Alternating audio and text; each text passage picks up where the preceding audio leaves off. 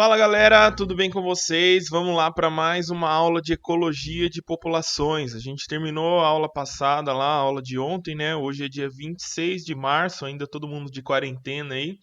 E vamos continuar falando mais um pouquinho sobre os parâmetros populacionais. Então, na aula passada, a gente fez aí uma introdução sobre ecologia de populações, de fato, né? A gente está fazendo aquela transição de indivíduos para populações. Então, a gente saiu de um nível ecológico, estamos indo para um nível ecológico um pouquinho mais acima. Então, hoje nós vamos continuar falando sobre populações. E já que na aula passada nós falamos bastante sobre as formas de contar os indivíduos da população, né? Vocês lembram? Tinha um método de marcação e recaptura, tinha outros métodos lá de fazer o quadrado amostral, mas sempre nesses métodos, vocês repararam que a gente sempre utiliza os indivíduos vivos, né? A gente está sempre utilizando aí os indivíduos que a gente encontra vivo em uma população. Aí vocês podem se perguntar assim: nossa, mas por que então que ao invés, quando eu quero saber os parâmetros de uma população, por que para eu quantificar o crescimento populacional, por que eu simplesmente não saio contando os nascimentos? Né? A gente pode pensar que realmente seria muito mais fácil eu contar os nascimentos aí ao longo de um ano e eu teria uma ideia aí mais ou menos aproximada do tamanho de uma população. Ou então, se eu não quiser contar os anos, poderia de repente pensar assim: nossa, por que então eu não paro e conto as mortes? Né? Contar os nascimentos e contar as mortes também é uma maneira de você obter dados populacionais. Porém, ambos esses parâmetros eles têm alguns problemas. Vamos começar aí falando um pouquinho, né, primeiro sobre os problemas de se contar os nascimentos. Aí a gente para pensar assim, bom, primeiro, o que é o nascimento, né? O nascimento ele é o resultado de um zigoto. O zigoto ele seria aí o estágio inicial da vida. Porém, estudar o zigoto muitas vezes é muito difícil, né? O zigoto é a partir do momento em que o espermatozoide vai lá e fecunda o óvulo. Quando isso acontece, né, é a formação do zigoto. Porém, seria aí o estágio inicial da vida. Porém, estudar um zigoto não é muito fácil, porque o zigoto geralmente ele está dentro de um útero ou em casos de espécies que jogam seus gametas na água aí, é muito difícil da gente encontrar esses zigotos, então, além dele ser muito pequeno, é muito difícil de ser observado. Então, é uma das dificuldades de se contar os nascimentos. Além disso, quantos indivíduos não morrem antes de nascer, né? Antes mesmo de nascer. Isso a gente coloca o nascer aí entre aspas, porque tem indivíduos que não chegam realmente a nascer, tem indivíduos em que a gente não sabe exatamente quando é o nascimento. Por exemplo, novamente, esses indivíduos aí que jogam os gametas na água, eles não têm uma data aí de nascimento, eles têm mais ou menos uma data de fecundação. Porém, aí a gente pode pensar assim, bom, então eu vou começar a contar a idade desses indivíduos aí a partir do momento em que eles atingem o estado aí de larva, a partir do primeiro estágio larval. Beleza, ok. Então, dessa forma, eu posso contar aí como se fosse o nascimento. Mas vocês percebem quantas complicações ainda existem até eu chegar aí no indivíduo onde eu considero um nascimento nesses indivíduos aí que jogam os gametas na água, é muito difícil. E geralmente, em espécies assim, por exemplo, eu não posso usar também o momento da fecundação como um parâmetro de contagem, porque vamos pensar, tem espécies que, por exemplo, vamos pensar numa espécie que tem uma desova grande de ovos aí, vamos pensar numa tartaruga. Né? As tartarugas marinhas, elas vão lá, elas põem muitos ovos na areia da praia e ao longo do tempo, alguns desses ovos, se eles forem encontrados aí por algum tipo de predador, esses ovos eles podem ser predados. Então vocês percebem que um indivíduo muitas vezes eles morrem antes mesmo de que os ecólogos os reconheçam como indivíduos nascidos. Parece um pouco estranho, mas nesse caso o indivíduo morreu antes mesmo de ele ser considerado nascido. Então tem esse tipo de, de dificuldade também. Além disso, metade ou a maior parte da população morre antes mesmo de ser dado como vivo. Se a gente parar para pensar também em espécies que não botam ovos, vamos pensar em alguma espécie vivípara. Por exemplo, espécies de tubarões. Tubarões, né? Tem tubarões que são ovíparos, tubarões que são vivíparos, mas normalmente os tubarões vivíparos, os embriões ali, eles se desenvolvem ainda no útero da mãe. Tecnicamente, esse ainda não é um indivíduo atuante na população. Porém, O tubarão, quando ele tá lá no útero da mãe, outros tubarãozinhos aí, irmãozinhos deles, eles continuam se desenvolvendo ali todos juntinhos. Porém, chega um momento que o tubarão mais velhinho ali, que tá no útero da mãe, ele começa a ficar com fome, aí ele olha pro lado, tem o embrião de um irmãozinho. Olha pro lado, tem o embrião do outro irmãozinho. Aí o que que ele faz? Exatamente. Ele come o irmãozinho que está ali do lado. Então, é um exemplo também em que o indivíduo ele nem chega a nascer, mas já começa a ser o indivíduo atuante na população. Então, tem uma série de problemas mesmo para que a gente não utilize a contagem de nascidos como um dos parâmetros populacionais. Além disso, agora vamos falar sobre o porquê que a gente não conta as mortes também. Não é uma prática muito comum a gente contar as mortes como um parâmetro populacional. Primeiro, porque os corpos de muitos mortos podem não permanecer por muito tempo na natureza. Né? Os corpos dos grandes mamíferos aí, mamíferos de grande porte, normalmente você pode encontrar o esqueleto deles solto aí na natureza durante muito tempo. Alguns artrópodes também, o esqueleto pode permanecer durante alguns dias. Porém, muitos invertebrados ou animais de corpo mole não demora mais do que 24 horas para o esqueleto desaparecer ou para o próprio corpo do animal desaparecer, contando aí animais invertebrados ou outros animais que não têm nenhum tipo de esqueleto. Isso acontece porque um predador pode ir lá, um animal detritivo pode ir lá e comer, ou ele pode ser decomposto muito rápido se for um indivíduo de pequeno porte. Então, esse corpo aí, o cadáver, ele desaparece muito rápido na natureza, o que pode gerar também certo erro no momento da contagem, né? Para que isso seja corretamente, você teria que ser capaz ali de contar todos aqueles que morrem ao mesmo tempo, o que seria praticamente impossível. Além disso, a mortalidade ela pode ser estimada a partir de perdas de indivíduo. Então, não é porque a gente não consegue contar os indivíduos mortos que a gente não consiga estabelecer uma, uma taxa de mortalidade, né? Porque ela geralmente ela é calculada a partir da perda de indivíduos na população. Então existem fórmulas ecológicas que nós aplicamos para que a gente consiga calcular esse parâmetro também. Porém, existe ainda uma certa dúvida, porque essa mortalidade, essa taxa de mortalidade, muitas vezes ela pode ser ou por mortalidade mesmo, ou talvez por emigração. Então, às vezes, a perda de indivíduos numa população ela pode ser sim, de fato, por morte, seja morte natural ou morte por predação, ou pode ser simplesmente porque aqueles indivíduos emigraram para outras populações ou para outros ambientes. Então, de fato, também tem certos problemas quando a gente considera aí contar as mortes dentro de uma população. Porém, independente do tipo de contagem dessa população que nós estamos tentando quantificar aí, né? Um dos grandes desafios da ecologia, como eu comentei lá na aula passada, é entender os fatores moduladores que regem aí a distribuição das espécies, a distribuição dos indivíduos dentro de uma população. E geralmente esses indivíduos eles obedecem a um ciclo de vida. Então é importante que a gente entenda o ciclo de vida de uma espécie, né, dos indivíduos de uma espécie, para que eu consiga aí tentar compreender melhor os fatores que modulam a distribuição dessa espécie. Então, eu vou explicar aqui a grosso modo como é um ciclo de vida e depois a gente vai falar um pouquinho mais sobre essas coisas dos ciclos de vida.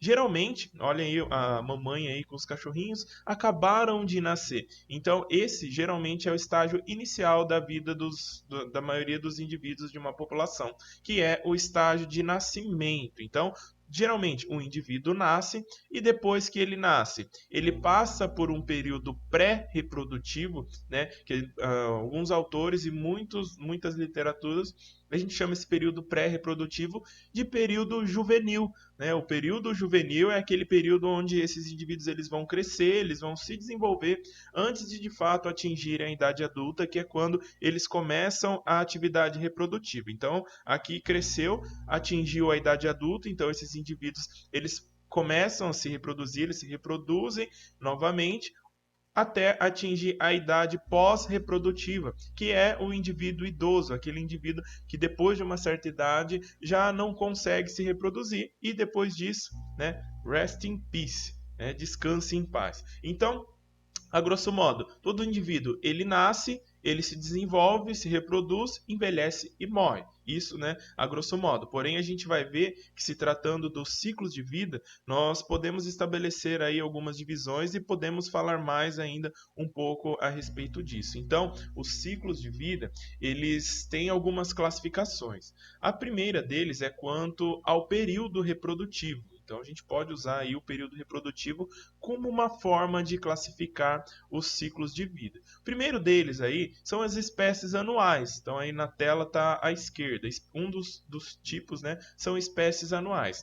As espécies anuais, geralmente, como o próprio nome já diz, elas completam o seu ciclo de vida em torno de 12 meses ou geralmente antes disso. Normalmente, as espécies anuais, elas nunca passam de um ano, né? São aquelas espécies que têm um ciclo de vida de um ano, depois disso elas morrem. Muitas plantas são conhecidas por isso, né? Quantas plantas vocês não conhecem aí que elas se desenvolvem, dão aí apenas um fruto ao longo da vida, depois que dão aquele fruto ela morre, né? E você tem que replantar novamente. Então muitas plantas têm um ciclo de vida anual. A reprodução geralmente é em uma única estação do ano.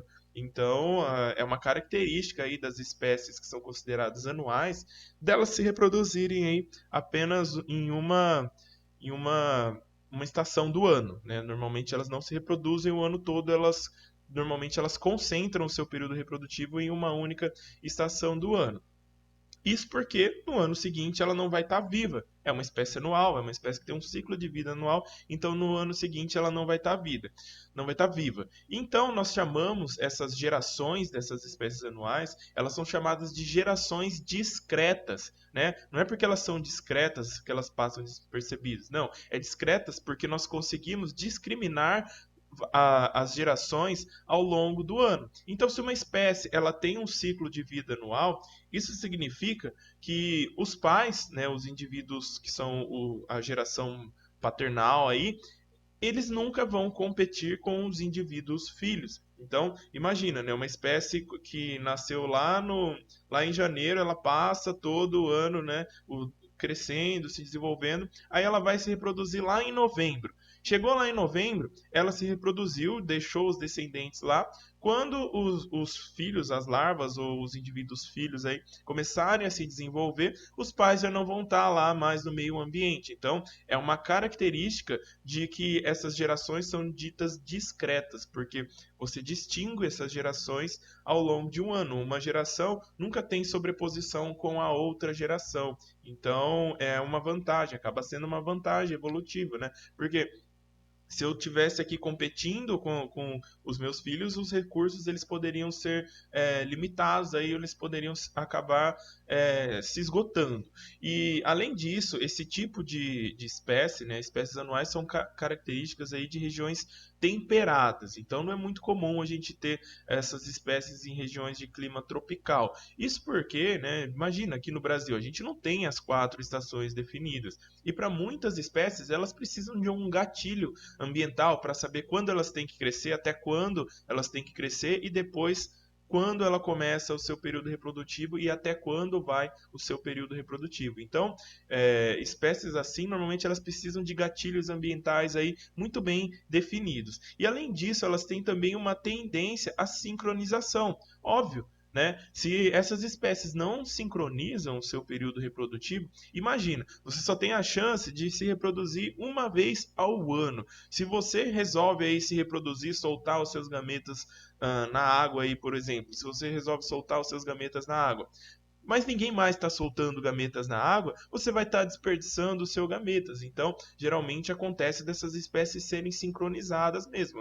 Ocorre aí um período reprodutivo em massa dessas espécies. Porém, existem também espécies que têm períodos reprodutivos repetidos, né? As espécies de períodos reprodutivos repetidos é o contrário das espécies anuais.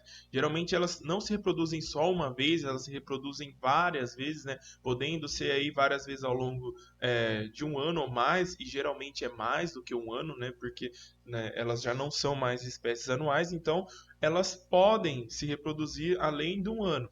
E uma característica bastante marcante dessas espécies que têm período reprodutivo repetido é que as gerações elas se sobrepõem. Lógico, se a espécie dura mais de um ano. Então vamos supor que uma espécie aí se reproduz duas vezes no ano, né? Ela se reproduziu nasceu lá em janeiro, foi se reproduzir no inverno e depois se reproduziu lá em dezembro novamente. O que vai acontecer? Quando ela estiver se reproduzindo pela segunda vez lá em dezembro, a primeira geração dela já vai estar se reproduzindo pela primeira vez também em dezembro. Então, pode ocorrer aí várias sobreposições dessas espécies que têm períodos reprodutivos repetidos. E isso é mais comum em espécies que vivem em clima tropical. Então também aqui também é o contrário das espécies anuais. Existe uma tendência de que elas se reproduzam em locais de clima tropical, onde os gatilhos ambientais eles não são muito nítidos, né? Os gatilhos ambientais aí eles não são percebidos por essa espécie e elas estão adaptadas a isso. Então, normalmente espécies que se reproduzem várias vezes e geralmente vivem mais do que um ano, elas são características aí de ambiente de clima tropical. Já que a gente está falando sobre reprodução, vamos falar um pouquinho sobre investimento reprodutivo. Vocês já ouviram falar esse termo, investimento reprodutivo? Né? Não é que a espécie vai lá todo dia na sua poupança e aplica lá, olha, estou investindo na minha reprodução. Esse mês eu vou fazer lá mais um aporte na minha reprodução. Ah, mês que vem eu vou comprar ações lá de reprodução. Não tem nada a ver com esse tipo de investimento. O investimento aqui a ser investido na reprodução, de fato, são as suas reservas energéticas. Lógico, nós, ao longo do nosso desenvolvimento, nós precisamos de recursos energéticos. Nós que somos animais heterotróficos, nós precisamos de alimento, né, de matéria orgânica. Os indivíduos autotróficos, autótrofos, eles precisam de matéria inorgânica e precisam de luz solar, mas também precisam de recursos, e esses recursos produzem um alimento que vai gerar energia, e essa energia ela vai ser alocada para alguma coisa. Então, o que eles investem aí é energia. E falando em termos de energia, essa energia para um indivíduo vivo, ela pode servir basicamente para duas coisas. Uma delas é para o seu próprio desenvolvimento, para a sua própria sobrevivência, né? Então, se manter vivo e crescer é uma dos destinos para a energia investida. E o outro destino é a reprodução. E para muitas espécies, a reprodução ela é muito custosa, né? Principalmente para indivíduos fêmeas. Né? Imagina, produzir um óvulo, uma reserva grande de vitelo e outras proteínas. O óvulo é uma estrutura custosa em termos energéticos. Então, essa energia desse alimento que uma fêmea obtém ali, ela vai ser usada ou para o seu crescimento ou para a sua reprodução. Né? Isso de um modo geral. Então, quando a gente fala aí de investimento reprodutivo, observem esse gráfico que está aí na tela, né? O eixo Y, que é esse eixo aí na vertical, é o eixo que está dizendo o quanto a espécie ela tem de investimento reprodutivo. Está usando as palavras aí esforço reprodutivo, mas é a mesma, né? Então, o que está dizendo aí é a alocação de energia para a reprodução. Então, olha ali no eixo Y. O eixo Y é o tempo. Então, começa ali no nascimento. Durante o nascimento até o término da fase de juvenil, que é aquela fase pré-reprodutiva que eu mostrei anteriormente, durante todo esse tempo não tem nenhum investimento reprodutivo. Ou seja, as reservas energéticas elas estão sendo alocadas aí somente para o crescimento. Depois, com o início da reprodução, ou seja, esse indivíduo atingiu a fase adulta, então as reservas energéticas aí começam a ser investidas para a produção de gametas, para a procura de parceiros reprodutivos, porque tem algumas espécies que o parceiro não está vivendo ali do ladinho, então ele precisa procurar. Muitas vezes um macho ele precisa gastar energia disputando por uma fêmea, né? Então o processo reprodutivo ele gasta energia. Então normalmente esse investimento reprodutivo ele começa após ao início da fase adulta. E geralmente ele se estende aí até o final da reprodução. E depois esse indivíduo pode morrer aí, que significa aí a fase pós-reprodutiva ou talvez um pouco antes, quando acaba os gametas dele. No caso da espécie humana, a menopausa ou andropausa seria a fase pós-reprodutiva, né, quando os indivíduos se tornam idosos. Porém, mesmo quando se trata de investimento reprodutivo, ainda podem aparecer algumas subdivisões ou algumas classificações quanto ao tipo de investimento reprodutivo, que é o que a gente já vai começar a falar.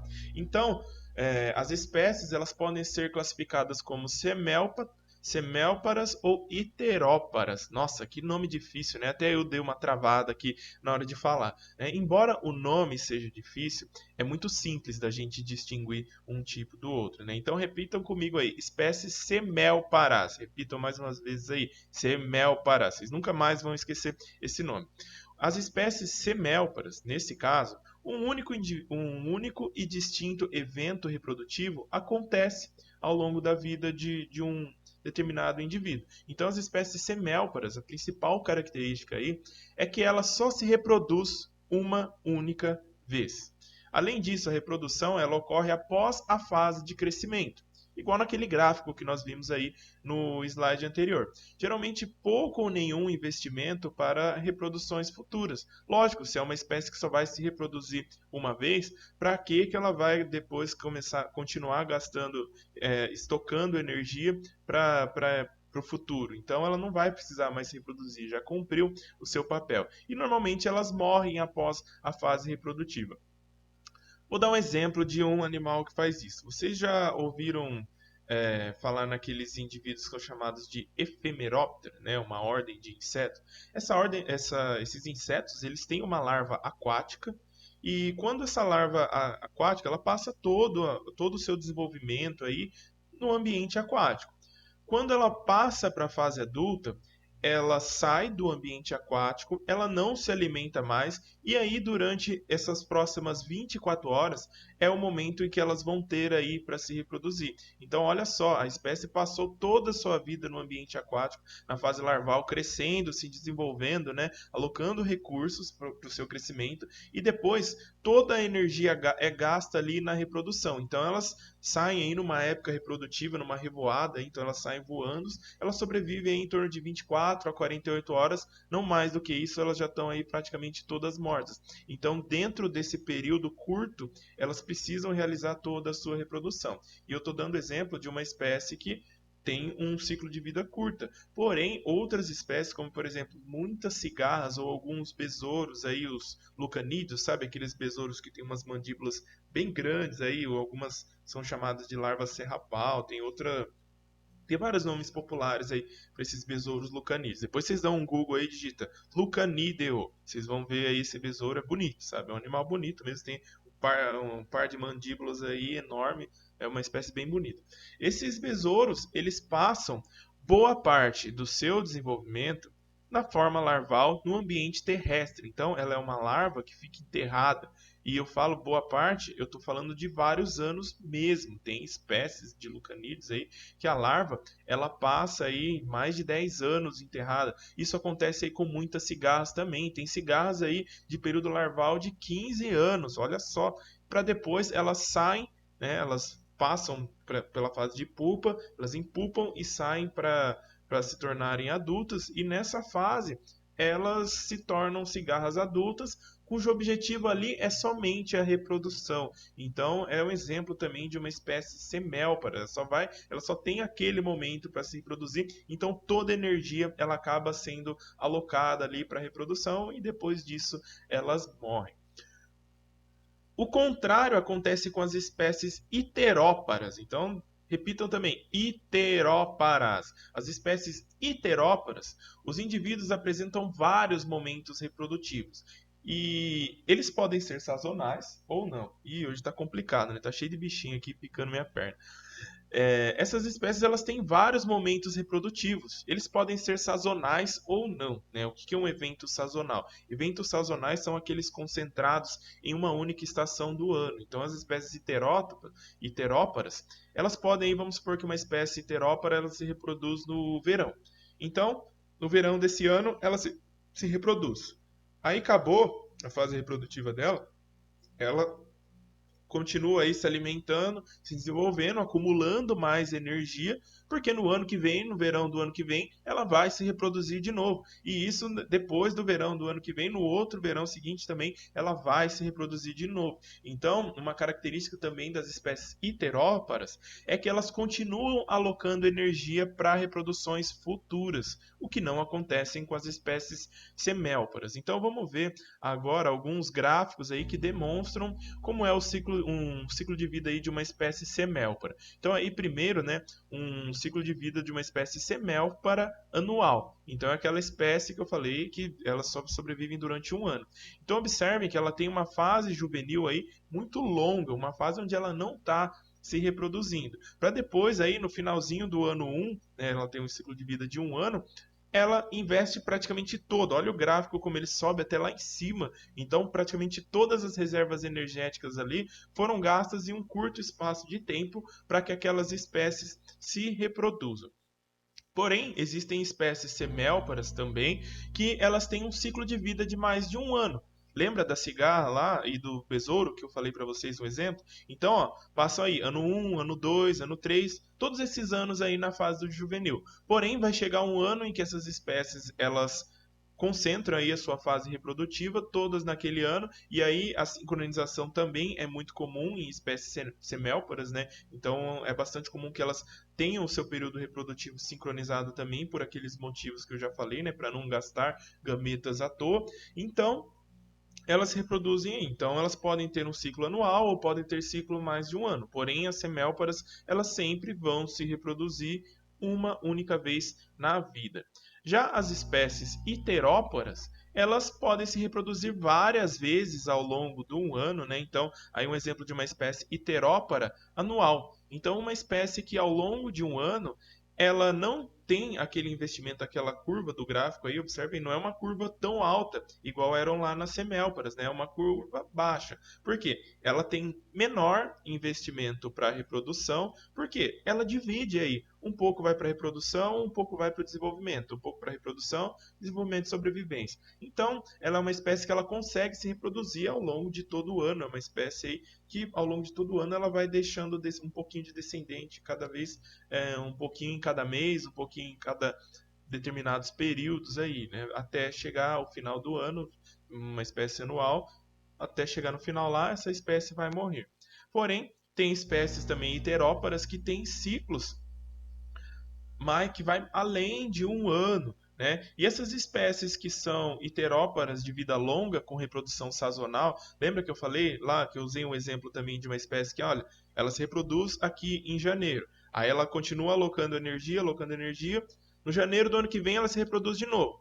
Aí passou o período reprodutivo, continua alocando energia, alocando energia. No terceiro ano, em janeiro, ela vai se reproduzir novamente. Então é exatamente o que está acontecendo com essa espécie aí desse gráfico, né? Então no primeiro ano aí seria a fase juvenil dessa espécie. No ano seguinte, em determinada estação do ano, porque nesse exemplo é um exemplo de uma espécie sazonal, então ela se reproduz exatamente na mesma espécie. Quer um exemplo de espécie que faz isso também, né? Se reproduz mais de uma vez por ano e tem um ciclo de vida sazonal e é uma espécie heterópara? Tartarugas marinhas, lembra que eu falei? Uma tartaruga, ela demora um tempão lá na sua fase juvenil. Porém, depois que ela atinge a fase adulta, todo ano ela volta lá para a mesma praia para fazer a sua desova lá na mesma praia. Uma vez por ano elas fazem isso. Então, exemplo de espécies que têm um ciclo de vida longo, né, com reprodução sazonal, várias vezes, vários anos seguintes. Então, são iteróparas, porque se reproduziram mais de uma vez. Esse outro caso aqui também é uma espécie iterópara, de vida longa também, porém com reprodução contínua. A diferença do gráfico anterior é que no gráfico anterior, aqueles indivíduos eles era sempre na mesma época do ano. Agora, nesse gráfico, é um exemplo de que a partir que eles começam a se reproduzir, não tem uma época certa reprodutiva. Elas continuam se reproduzindo aí ao longo da vida, quantas vezes forem necessários. Qual espécie vocês conhecem que fazem isso? Exato, a nossa espécie. A nossa espécie, ela passa por um período juvenil também, né? E depois desse período juvenil, a gente consegue se reproduzir independente da estação do ano. A nossa espécie, ela se reproduz, ninguém está nem aí para as estações do ano. A gente pode se reproduzir até mais de uma vez ao longo da nossa vida. Então nós não temos uma estação do ano aí preferida. Muita gente pode pensar que é o carnaval, né? Mas não, nós não temos uma espécie reprodutiva para reprodução e de fato ela pode acontecer aí até vários anos, aí de infinito até acabarem os ovos aí da fêmea ou até, no caso, os machos entrarem andropausa. Nesse caso aí, esse gráfico aí, obviamente que não é da espécie humana, mas se nós fôssemos nos classificar, nós seríamos espécies heteróparas de vida longa com reprodução contínua. Nossos cães também são assim, vários outros animais a gente pode citar como exemplo aí de espécies que se reproduzem aí desordenadamente sem ter uma época favorita do ano aí para reprodução. E essa aula, ela finaliza aí, e eu já finalizo essa aula chamando a atenção de vocês para o tema da aula que vem. Né? Na aula que vem nós vamos falar de história de vida. Né? Vocês sabem o que é história de vida? Né? Se vocês não sabem, vocês fiquem ligados aí para assistir a próxima aula, que provavelmente vai sair daqui 1 ou 2 dias, já vai sair a aula sobre história de vida. Beleza, gente? Vou ficando por aqui então. Um abraço para vocês e bons estudos!